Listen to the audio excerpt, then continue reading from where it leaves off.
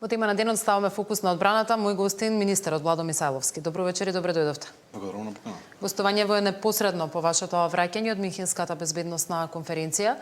Во Минхен доминираше ли чувство дека светот влегува во некој продолжен период на нестабилност?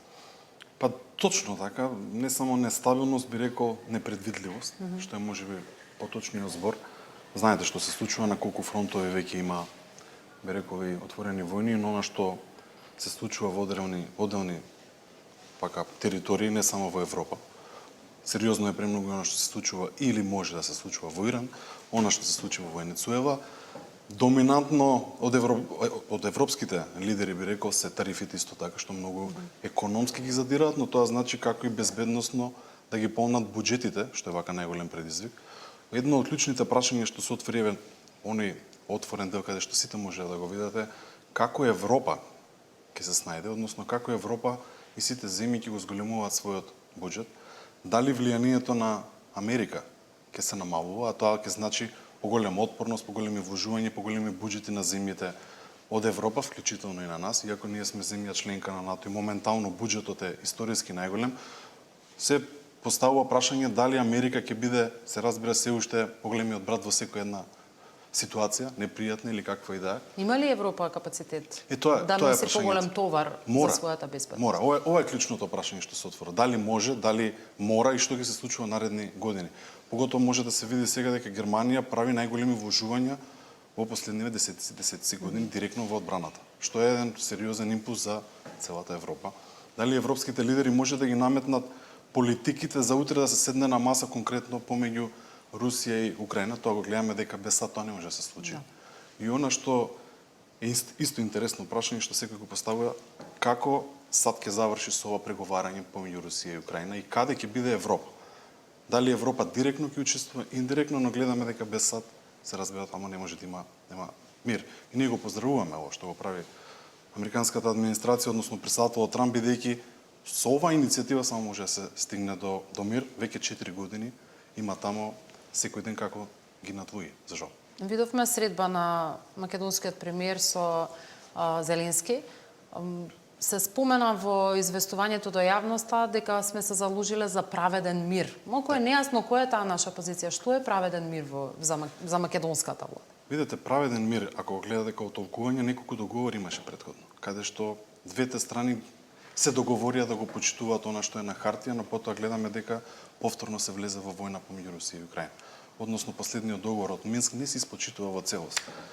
Да, имавме интересна средба, би рекол, пријателска средба на премиерот со претседател и се разбира, ние како делегација отворивме многу прашања, сега не би навлегол во детали што се зборуваше, но се разбира поддршката, ние што даваме не е мала и што сме давале низ минатото, моментално што се случува на војното поле, беше како, сега кажувам опширно без да навлегувам во детали, што се следни чекори, односно што очекуваат властите во Украина, бидејќи секој ден има многу, би рекол, напади ракетни и што се случува со, поготово со Киев, со многу градови, би кажа, кои што секој ден гинат луѓе, но и снемува електрична енергија и така натака зимата продолжува и како секоја една земја од Европа, односно од НАТО, може дополнително да помогне, се отвора како прашање. Ние веќе сме помогнале многу, но да гледаме како ние дополнително тука, и тоа го кажавме дека треба дополнително сами да даваме максимум за нова опрема, како да го обновиме сето тоа што претходно е дадено, но исто така да бидеме лојален партнер и да имаме стратешки пријатели. Она што е многу важно во овој период, што Македонија има стратешки пријатели, не само во НАТО, туку е и надвор од НАТО, соседи имаме добра, стабилна, безбедна ситуација, што е многу важно за една цела безбедносна слика. Бевме меѓу првите земји кои го достигнаа прагот од 2% од БДП вложување во одбраната. Се разговараше ли во Минхен за зголемување на буџетите кои се издвојуваат за... Ова е можеби најважното прашање на министерскиот состанок што се отвори во НАТО. Јас претходно бев на министерски состанок на сите министри за одбрана во НАТО, каде што секоја земја има потешкоти да стигне до 2%. Некои, Шпанија, една од поголемите земји, навистина има потешкоти.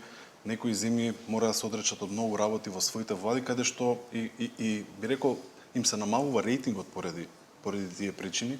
Ние имаме историски, можам директно да кажам 2-13% од толку ние од НАТО признаено, колку ние даваме, би рекол, допринос во безбедноста насекаде, не само Министерството за одбрана, туку и со проекти што се надвор од институции, надвор од Министерството за одбрана, тука би ги ставил МВР, тука Агенција за разузнавање, Агенцијата за национална безбедност и така повеќе институции што даваат во сајбер безбедност, дигитална трансформација. Многу институции може да помогнат во делот каде што процентот би се качувал на 2%. Кај нашата јавност нема отпор, барем нема некој силен отпор кон ова. Да, но се работи за многу средства што се одвојуваат директно за купување на опрема што е наменета за војување.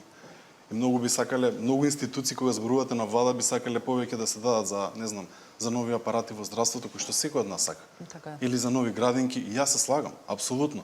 Но мораме да гледаме што се случува на глобалната слика, да гледаме дека секоја една земја се повеќе и повеќе се наоружува и ние мораме постојано и арсеналот, но и опремата, и муницијата, и нови би рекол оружја да купуваме следниот период и тоа ќе го правиме апсолутно и она што не се обврски од и целена способност од НАТО мора да ги реализираме. Да, и нашиот регион е традиционално подложен и на бројни влијанија, и хибридни влијанија.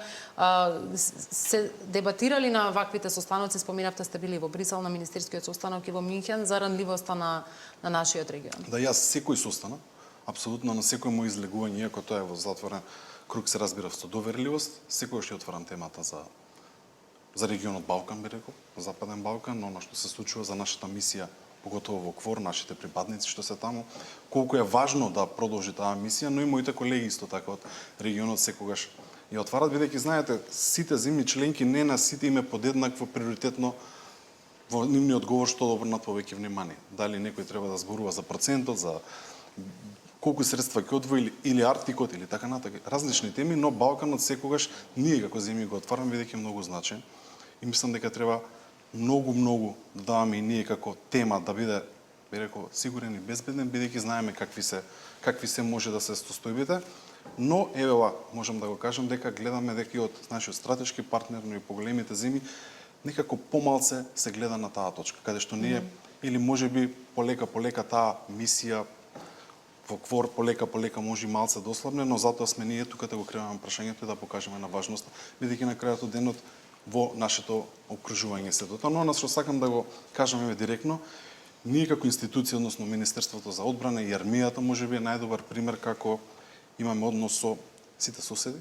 Зборам во делот на она што е директно преговарање, разговарање, меѓусебно помагање, дали се работи за некоја непогода, дали се работи еве за трагедија, секој од соседите ни помага, апсолутно и ние на нив. Да. Во Минхен се зборуваше и за проширувањето и видов дека и нашата делегација ставила акцент на ова прашање затоа што сме директно засегнати од актуелната блокада.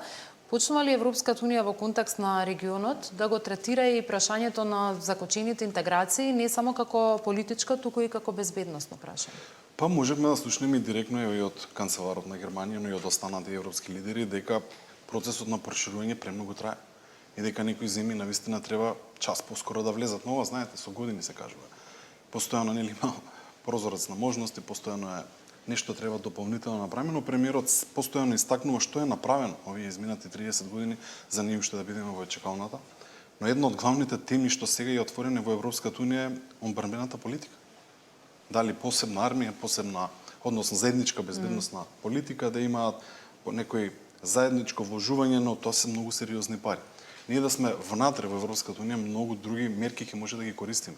Ево, би сакал еве тука да се пофалиме и како држава сме искористиле доста средства од Европскиот мировен фонд, односно директно од Европската унија, зборам за над 50 на милиони евра, што директно ќе влезат во нова опрема. Многу различна опрема, што ни помага овој период. Но ова прашање е едно од клучните.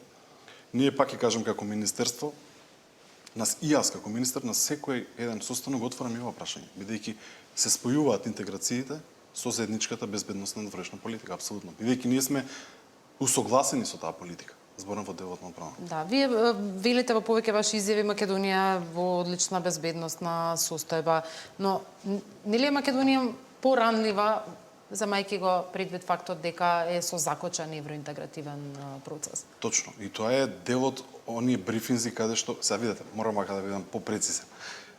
Јас не го кажувам се тоа како Владимир Савовски. Значи јас секогаш кажувам каква е безбедносната состојба, дали има во тој период можност или било каков безбедносен ризик врз нашиот суверенитет, нашиот интегритет, од дневните брифинзи што ги добиваме од различни институции, но и сублиматот за нашата борбена готовност. Врз основа на тие аргументи јас можам во тој период, се разбира и сега да кажам дека се разбира ние имаме добра безбедносна состојба во државата, гледајќи го опсегот на нашите соседи, исто така и од нив добиваме извештаи, анализи, но треба да внимаваме со некои прокси елементи, нешто што се случува и во соседни земји, различни кели и така натака, што го работиме и нашите служби, еве да ги пофалам, одлично ја вршат таа работа. Како се справуваме со тие влијанија од Русија, од Кина?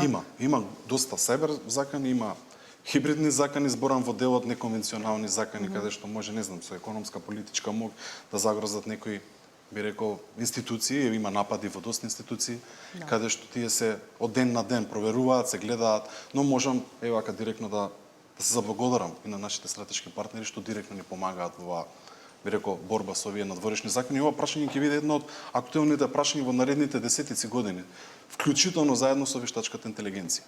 Тико многу прашања ќе се отвараат во иднина, дали, а верувајте посебно во делот на одбраната, какви системи ќе се прават, со каква вештачка интелигенција, кој ќе ја преземе одговорноста, многу прашања се отвараат за сите овие сегменти. Тука како министерство, поготово како држава, треба максимално да вложуваме, поготово во сајбер безбедноста, во овие хибридни напади, но мислам дека и паралелно треба да се размислува, тоа владата го прави, како под еден систем да бидат сите институции, бидејќи знаете, со постапките на најефтина цена секоја институција има различни, би рекол, софтвери, различни лиценци и така натака, што не е баш практично во делот за отпорноста наша како држава.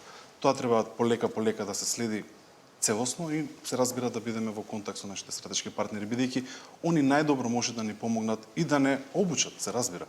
Како институција, посебно армијата, навистина е би рекол, на највисоко ниво на овој степен, потоа кога се станува збор за сајбер безбедносна и хибридните напади, и да ги пофалам, армијата навистина е можеби најдобрата држава. Малку во делот на тоа дека имаме најголем буџет оваа година за одбрана, кои се конкретните вложувања и во човечкиот кадар и во примата? Најавивте примање на 300 нови војници во нашата армија. Има ли воопшто доволно интерес кај младите? Премногу интерес има. Да. Премногу минатата година имаше над 1800 пријавени. Оваа година очекувам дека ќе биде можеби повеќе. Сега тоа е поврзано со примањата, поврзано и со војската на кое ниво е, на кадарот, на луѓето што се внатре, тие што обучуваат, од начални генерали, полковници, сите како офицерски кадар се навистина обучени луѓе, нашите специјални единици се можеби рамо до рамо, не можеби сигурен сум рамо до рамо со нашите европски партнери и светски партнери, така што многу луѓе се пријавуваат и секоја чест е за брзо да ќе објавиме кога ќе стигнат од финансии сите потребни документи, да ги објавиме конкурсите, се надеваме вие ќе го проширите тоа што повеќе луѓе да влезат, да се надпреваруваат меѓу себе и се разбира да бидат дел од Министерството за одбрана, односно од армијата. Размислувате ли? Многу да се наврата на многу други работи ќе набавиме следниот период. Ми спомнавте за модернизацијата. Право оваа година мора да исплаќаме многу доспеани обврски, поготово за Леонардо, кои што се навистина огромни, но и сите останати проекти, стрекерите стигнаа дел во Македонија, останатите ќе стигнат до крајот на годината. Видовме за 17 пристигнати, а треба да пристигнат 42. Точно. Страјкери, кога ќе се заокружи целосно оваа бројка, но уште поважно кога ќе бидат оперативни, има ли кој да ги управува? Да, апсолутно. Ќе ги управуваме ние како институција, односно луѓето што се експерти за оваа област, обучени и така натака. Еве ден за ден се посубуваат сите, набрзо ќе ве повикаме на еден убав настан. Точно така, 17 страјкери стигна, сите други животи возила се тука, се оперативни, се ставени во функција. До крајот на година, јас мислам дека и многу порано ги стигнат сите возила, но да знаете дека и во големите земји има големи побарувања, односно од сите земји за нови тендери, нови набавки, самите држави не може да постигнат зборам големите земји што произведуваат наменска индустрија. Оваа година ќе добиеме премногу опрема, за брзо ќе видат граѓаните како изгледаат и се надевам дека вие ќе бидете таму. Во делот на кадарот, имаат ли компетитивни плати вработените во армијата? И размислувате ли за активна резерва или некаков нов модел на доброволна служба? Гледаме дека за различни модели, особено во нашиот регион, се дебатира. Многу пати сум го одговорил ово прашање како дали ќе има задолжителна војска. Сум кажал дека во овој момент не, но доброволно може секој да служи, може да се пријави, има кој период може да биде дел од армијата, се разбира, да го помине оној курс, но Активната резерва е сосема различно прашање што ќе биде дел и од нашите одговорности како целина способности. Размислуваме, но овој момент нема точно како тоа би се инициирало за сега, бидејќи е поврзано се разбира со буџетот, иако историски најголем буџет, ние ќе гледаме со професионални војници да дополнуваме, а има иницијативи што најважно е од се како да се задржат сите војници што ќе наполнат 45 години. Мислам дека наврзо заедно со дел од синдикатите ќе излеземе со едно убаво решение кој што ќе бидат сите задоволни како да ги задржиме сите оние војници во армијата, за да може дополнително да дадат природен соколу за платите. Имаше некои пресови од синдикати, од одделни партии што се поклопија малце чудно во изден, но она што би сакал да го кажам, првпат се исплаќаат сите додатоци по колективен договор. Но оваа година односно минатата година од јануари, сите вработени во министерството добија 30% изголемени плати. Кога ќе ги ставите сите додатоци по колективен договор, ќе ви дадеме сублимат. Еве, вас вие да проверите дали се најголемите додатоци што ги зема било која институција во држава или не. Се разбира, некој од војните лица може да ги земе сите додатоци, но некој одреден дел од нив зависи од тој месец на служба. Јас секогаш сакам што повеќе средства да земаат сите вработени, бидејќи така има поголем стимул. Но она што можам да го ветаме како ќе се зголемува буџетот на министерството, се разбира дека ќе гледаме како и кадрот да биде позадоволен. И тоа можам да го ветам, но мора да почнеме и од многу работи што од минатото не се направени. Знаете зашто? Зашто многу објекти се оставени од минатото во пустош. И мора и паралелно и тоа да се прави, зашто бидејќи овие возила да стигнат треба да ги сместите во посебни хангари, така за да стигнат огромен број на ракети и така натака што е набавено, треба да ги сместите во посебни, би рекол, хангари каде што и магазини каде што мора да пропишат некои правила. Институцијата наша е со многу капацитети од многу постари. Тоа треба се да се обнови. Многу постапки паралелно се прават. Оваа година ќе вложиме најмногу средства во инфраструктурата. Еве сега ќе ми дозволите за неколку работи. Домот на Арама никогаш не е реновиран. Тоа е сериозна инвестиција, оваа година го проектираме и ќе го започнеме. Имаме хотел на Шар каде што сите војници може да го потребат. Ево хаотична и тој се проектира. И многу други работи се проектираат, но паралелно и капацитетите, односно директно во касарните ќе се вложува многу средства. Каква е состојбата во касарните? Има ли потреба на повеќе места се вложува? Апсолутно. Оваа тема сериозно се отвори после оние информации за ширење на заразни болести во касарната во Велес. Апсолутно. Било така или не било, сепак се зборува за некои субстандардни услови за Јас се разбира дека идам во приpadниците секој на касарна, войска. влегувам во секој капацитет и тоа ми работи и тоа сакам да го правам. Капацитетите некои се можеби во полоша состојба, конкретно за овие јас бев ги видов, не се работи дека однатре ништо излезено и така натака. Битно се добри луѓето, војниците и така натака, се може да се случи, но даваме максимум наредниот период што повеќе да се инвестира во инфраструктурата. Има касарни каде што низ годините многу малце било вложувано. Паралелно сето ова треба да се прави. Ако се купуваат хеликоптери за над 250 милиони евра, може да се одвојат дел од средствата првин за основните работи. Тоа ќе го правиме сега паралелно. Оваа година е можеби за мене како министер и за министерството можеби најтешка за исплата, бидејќи сите набавки оваа година што од претходно што биле треба да се исплатат, но ќе издржиме и почнуваме со многу проектирање и многу капацитети. А за брзо се потпишува и еден рамковен договор каде што нас секаде ќе влеземе во сите касарни, ќе ги правиме скоро сите објекти.